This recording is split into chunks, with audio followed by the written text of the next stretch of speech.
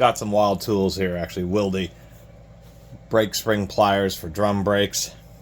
So many pickup trucks. Well, I guess it has been changing last 5-10 years. But Toyota was notorious for just always using drum brakes. You'll inevitably run into them because they're cheap and simple. I have a variety of these from Calvan and Craftsman. These are why I'm titling this Bog Standards one. I can't find any of my others, but this is what a bog standard set of drum brake pliers looks like. We just simply have a little knob and hook. This is to actually grab a hold of the spring and to install it. One of the springs. The high tension spring is actually installed via this. You wrap the spring around the loop. This goes on the end of the stud, and as you lift it up, actually the spring would be like this way, and as you lift it up, the spring will slide off and end up on the stud, and then you pull out the end of the tool. That's why it has that little strange shape, is because the stub has a shaft and then like a little ring on top, and so this just kind of sits right there. This tool is actually for removing springs, because you put it over the stud, and then as you twist it around, this little thing will get either right on the end of the spring or just under the spring and twist it up and allow you to pull it off without having to wrench around with a set of pliers. I like this style because they use a hardened steel pin that's in press fit into this little forged cup here. Some use a slightly different design where they have like a machined ramp, so when you put the tool in, it kind of ramps its way under the spring, but the Craftsman and this Wilde use the stud. The Craftsman may have actually been built by Wilde. Still around. Still an American-made tool company. Not all of them sold out.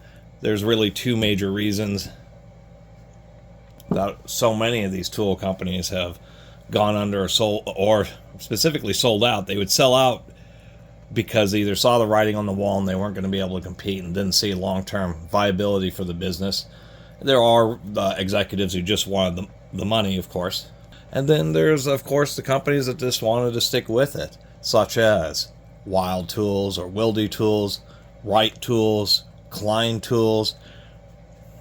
Wilde is based out of Kansas, surprisingly enough. I'm not in Kansas anymore. Never really was, but Wilde still is. And I bet Toto too. I digress. So Wilde did a bunch of contract manufacturing. That's how they stayed around. I think Klein has done some, right? That's how a lot of the remaining manufacturers stayed in business. Kind of like New Britain and Western Forge. Unfortunately, for probably more complicated reasons and simple ones, New Britain and Western Forge didn't end up staying around. But Wilde, right, I think even Lyle Tools is still, for the most part, American made. Klein, and I'm probably forgetting Snap-on. I always forget Snap-on. They're the ones you want to forget when you get so shocked with their prices. But nonetheless, 10-15 years ago, Wilde started to, jump on the Made in USA trend, and since they were already around and actually had been around for more than a century, decided to take another shot at name branding their tools, so you can get a variety of basic hand tools like this: adjustable wrenches, screwdrivers, punches, chisels.